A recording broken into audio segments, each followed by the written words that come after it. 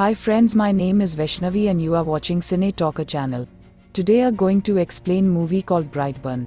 If you like my explanation video then please subscribe my channel and hit the like button. So let's start.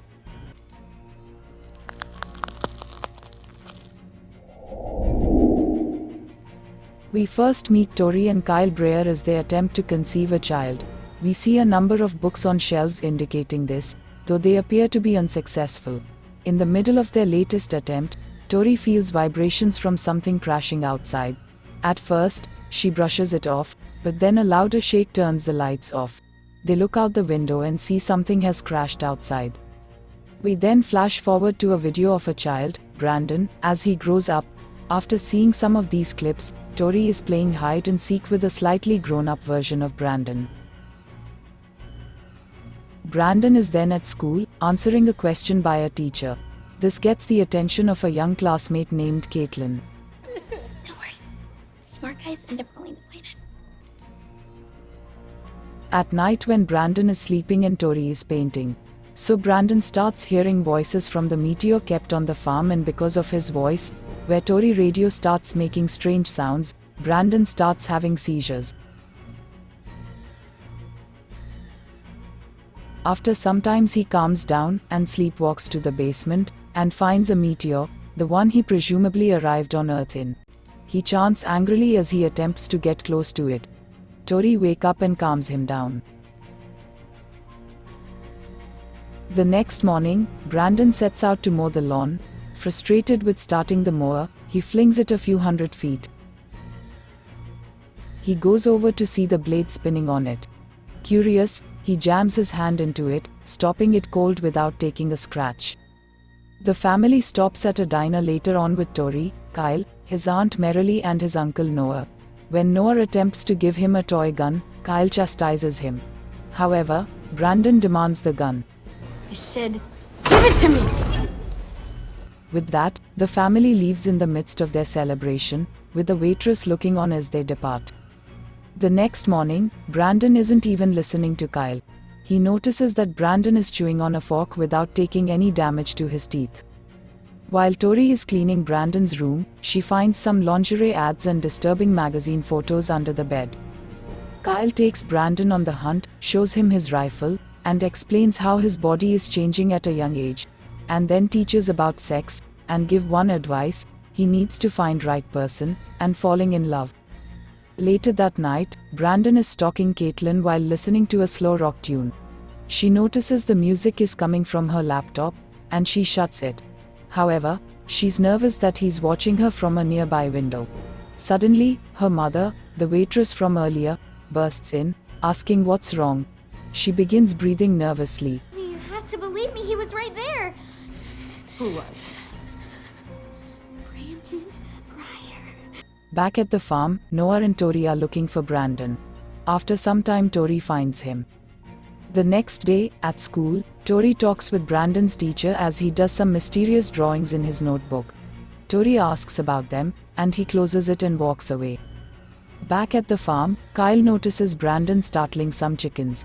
He asks if he's alright, to which he acknowledges he is. The two go inside. Later on, Tori and Kyle go outside to see all the chickens have been murdered. Tori thinks a wolf did it, but Kyle thinks it's Brandon, noting he was out there earlier. At school the next day, Brandon and his classmate take part in a trust fall exercise. Caitlin is nervous about what took place the other night but doesn't say anything. However, he falls to the ground after one classmate fails to catch him. He's okay, but Caitlin notes that she won't help him because he's a pervert. Brandon says it's a lie. The coach forces her to help him up, but he takes her hand and suddenly breaks it, sending her screaming. He's then in the office, with Tori explaining to Caitlin's mother that he's sorry and accidents happen. The mother, however, isn't so sure. She demands the sheriff arrest him, but he refuses. He'll be in special sessions in school instead. Meanwhile, Brandon just sits here, looking sad as they continue to argue. The mother insists that a psycho gave birth to him, but Tori defends him. The family leaves, but not before Brandon gives her a menacing stare. Later that night, he hears Kyle and Tori talking about him. Tori then reads up on meteors, but then notices something happening in the barn. Brandon experiencing something glowing, possibly from the meteor. She rushes out to check on him, only to find him levitating in the barn. He continues to chant, "Take the world," as she approaches. He falls and cuts his hand on part of the meteor. She goes down to recover and talk him back down. He freaks out and explains that he came from the sky, and he yells that she lied to him and runs off.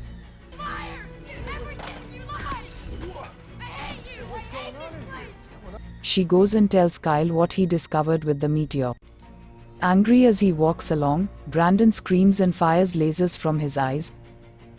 Later, he visits Caitlin in her bedroom as she types with her one good hand on her laptop.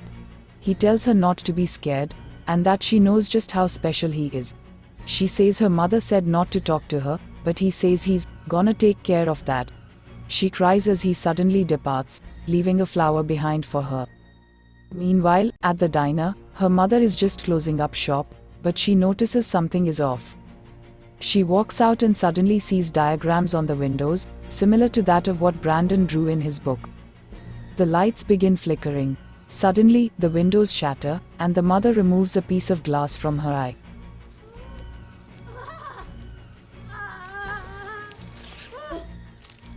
She looks around and doesn't see anything, but knows someone is there. She grabs a baseball bat, only to see a shadow figure fly by at rapid speed. She takes a swing but doesn't hit anything, then retreats to the cooler in the back, locking the door. She scrambles for safety, only for Brandon to burn through the door with his laser vision. He tears the door off and looks menacingly at her before he charges and presumably kills her. The next morning, Brandon meets back up with his parents, telling them everything is fine with how things were explained. Back at the diner, a sheriff and his deputy investigate what happened, including what's left of her body. The sheriff locates one of the diagrams on the window that Brandon drew. Merrily, who's also a counselor, tries to talk to Brandon, but he's despondent in terms of explaining what's going on.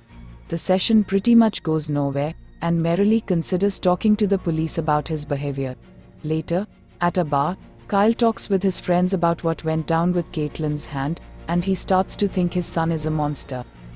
Merrily, back at home, is doing things in the bathroom as the lights flicker on and off quickly. Brandon shows up at Merrily's house later on and says he needs to talk to her. He says not to talk to the police, as it's not good for anyone. She tells him to go home, and he leaves supposedly. But he later stands outside her window and watches her text Noah. When he is about to kill her or enter her room, Noah or her husband comes there, and when he brushing finds him in the closet.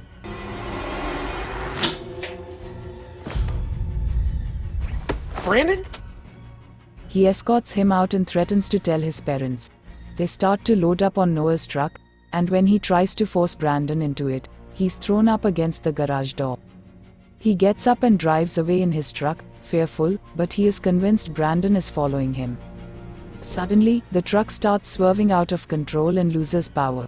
He attempts to restart it, but Brandon appears in front of him as he screams. Nope. Mm-mm. No. No. Nope. He lifts the truck off the ground, levitating it in the air and then suddenly sending it crashing down. Noah viscerally breaks his jaw in the process as Brandon goes over to him. As he lays there dying, Brandon draws out another one of his symbols in the ground in his blood. Brandon returns home, saying he was playing soccer the whole time. He explains how he was bullied, and that's how he lost his shirt. Let me take this. Oh. Don't worry about it. That night, Kyle has a nightmare that shows him how Tori first found the baby in the meteor and chooses to adopt him. However, it startles him when its eyes suddenly light up with lasers. The phone awakens him, and Kyle and Tori are called to the hospital, where Merrily is. She explains Noah was killed, and they comfort her. She explains that Brandon came to visit beforehand, which concerns Kyle. The next morning, they give Brandon the news about Noah, but all he says is, "Okay." Kyle now wonders what's up with that and accuses Brandon of being there. Tori tries to calm him down, but he just gets angrier. Suddenly, Brandon shoves him into the pantry, breaking the doors in the process. Tori sends him away. Later, Kyle finds Brandon's shirt and notices a little blood on it, but manages to take it away without him noticing. He apologizes for earlier, but Brandon just says, "Okay," again. Later, Kyle explains to Tori what he found, but she refuses to accept what he's saying. Meanwhile, the sheriff takes a close look at the accident and notices similarities with the diagram from the window and what was drawn on the ground. Kyle looks through old birthday cards of Brandon's and tries to comfort Tori that night. The next day, he opts to take Brandon on a hunting trip. As they go, the sheriff visits Tori to explain what he's found with the photos. She doesn't acknowledge them, but he says he'll be back. In the woods, Brandon and Kyle follow some deer tracks, and Kyle lets him walk ahead. Back at the house, Tori finds Brandon's notebook and notices the same diagram from the window and the road, along with other drawings like his outfit and glass in the waitress eye, and several dead people along with the words, "Take the world." She panics. Back in the woods, Brandon investigates the tracks as Kyle attempts to shoot him. The bullet fires, but just bounces off of Brandon's head. He shows a startled look as Kyle attempts to reload. Once he does, however, Brandon vanishes. Kyle runs in a panic, but Brandon, now hooded again, flies around and appears around him. He finally tackles him and forces him to sit up. Kyle tries to apologize, but Brandon suddenly fires his laser eyes that shoot through his skull, killing him. At the house, Tori frantically tries to call Kyle but to no avail. Brandon finally answers, and Tori asks where Kyle is. Brandon explains he's gone and that he's coming home. He hangs up and begins flying through the house at a rapid pace, destroying it in the process. She calls 911 as he continues to fly around her. The sheriff and his deputy are called in after the 911 call is cut short. They show up to see the house is devastated from Brandon's destruction. Tori starts to come out of the house as the sheriff calls out to her. However, before she can talk with him, Brandon rushes him and rips him to shreds. Panicking, Tori and the deputy make their way inside the house. Tori goes upstairs to hide as the deputy cocks her gun, looking for Brandon. She calls for backup. She walks around the house and sees Brandon appear in front of her and then suddenly behind her. The sounds of her being torn apart by him can be heard by Tori.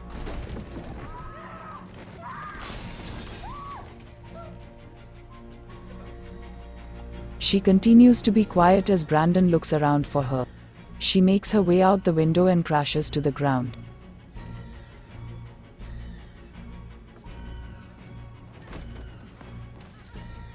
Tori makes her way to the barn, where the meteor is located.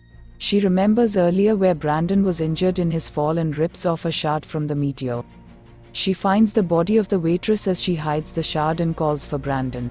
He shows up, hooded and all, and she explains that he means everything to her. She goes to take his hood off, and he looks at her innocently. The two embrace and she prepares to stab Brandon with the shard.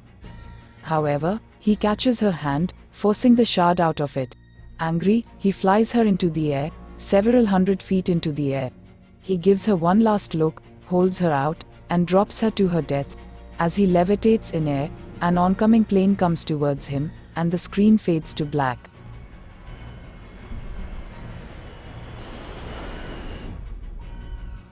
The next day, wreckage from the plane is shown on the ground, with no survivors from the crash.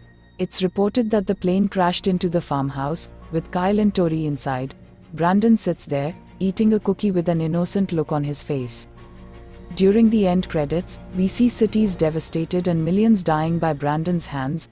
I think this is the end of the video, so if you like my video then please comment your thoughts, subscribe my channel and hit the like button. Thank you, take care and stay safe.